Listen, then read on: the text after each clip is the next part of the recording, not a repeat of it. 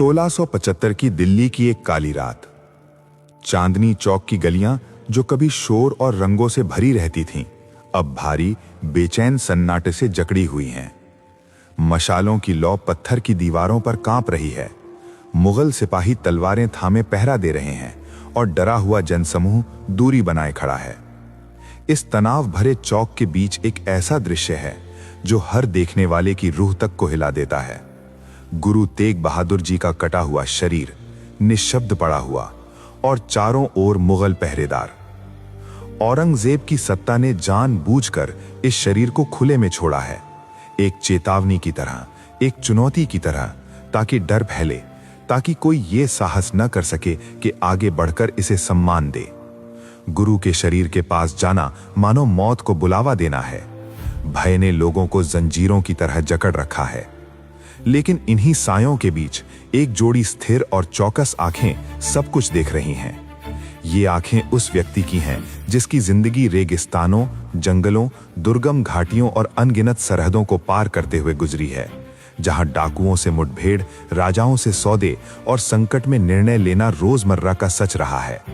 ये हैं भाई लखी शाह बंजारा, लदेनी व्यापार के महारथी, विशाल काफिलों के सरदार, असंख्य बैलगाड़ियां, ऊंट, घोड़े और लाखों गाय बैल के स्वामी। उत्तर भारत उन्हें लाखा बंजारा के नाम से जानता है। वो व्यापारी जिसके काफिले चलते तो बाजारों में रौनक फैलती और रुकते तो पूरी रियासतें सिहर उठती।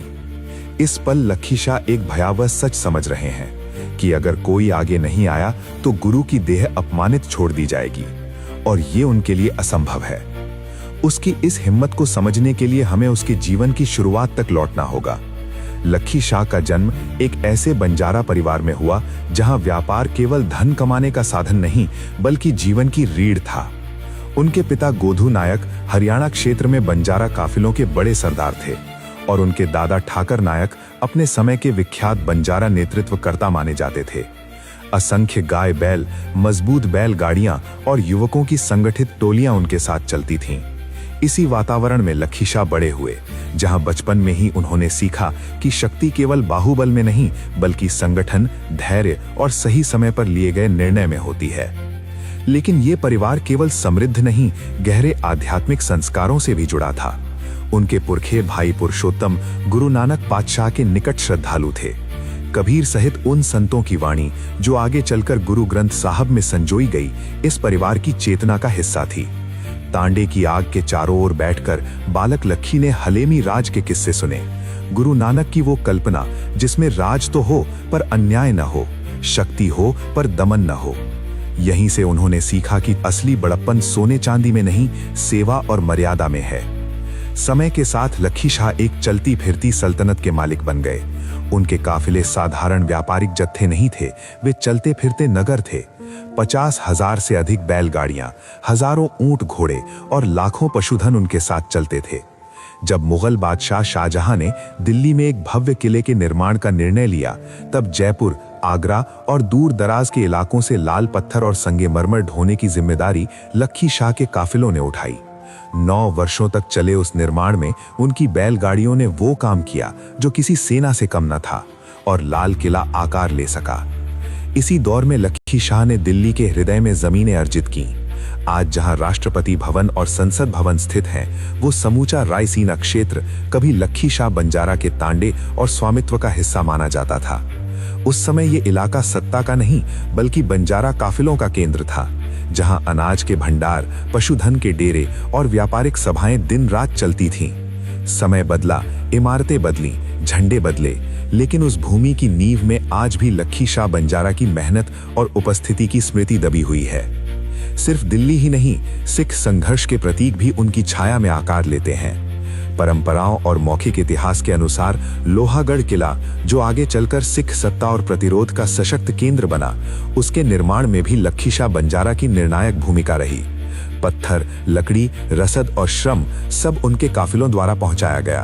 वो किला केवल ईंट पत्थर की रचना नहीं था, वो हलेमी राज के स्वप्न की ठोस अभिव्यक्ति था, जहां अन्याय के विरुद्ध खड़े होने का साहस दीवारों में ढल गया। फिर सत्ता बदली और अंधकार गहराने लगा। शाहजहां के बाद औरंगजेब गद्दी पर बैठा।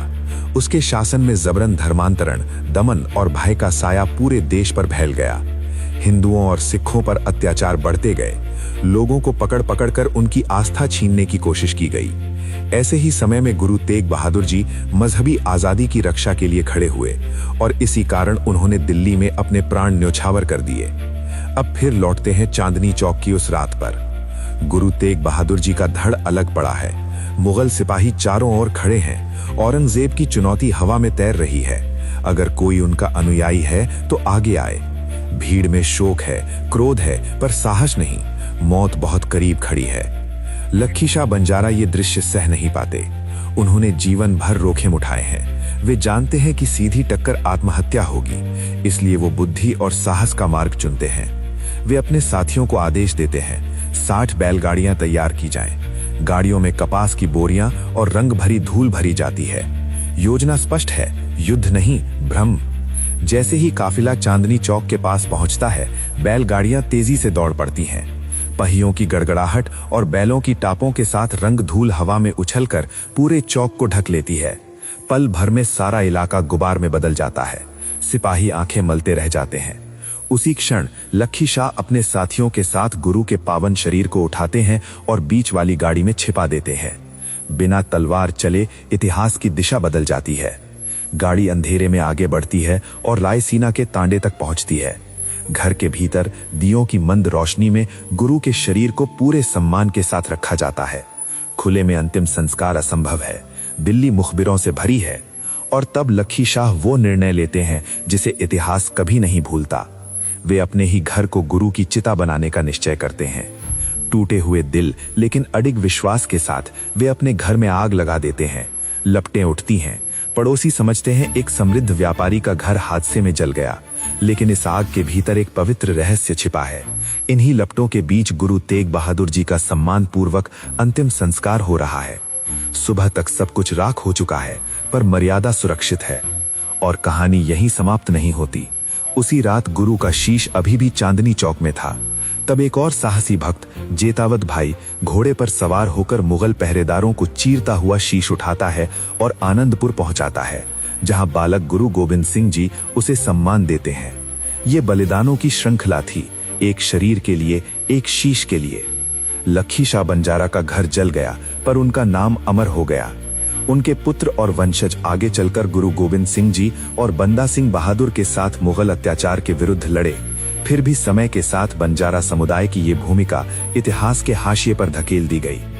आज जब इस कथा पर फिर से रोशनी पड़ती है तो ये हमें याद दिलाती है, दिल्ली की सत्ता जिन इमारतों से आज संचालित होती है और सिख प्रतिरोध जिन किलों से इतिहास में दर्ज हुआ, उन दोनों की भूमि और नींव में एक बंजारा व्यापारी की छाया है। रायसीना में जला वो घर सिर्फ आग नहीं था, वो एक मशाल थी, और वो मशाल आज भी हमसे पूछती है, जब डर सबको रोक ले, तब आगे बढ़ने की कीमत चुकाने को तैयार कौन होता है।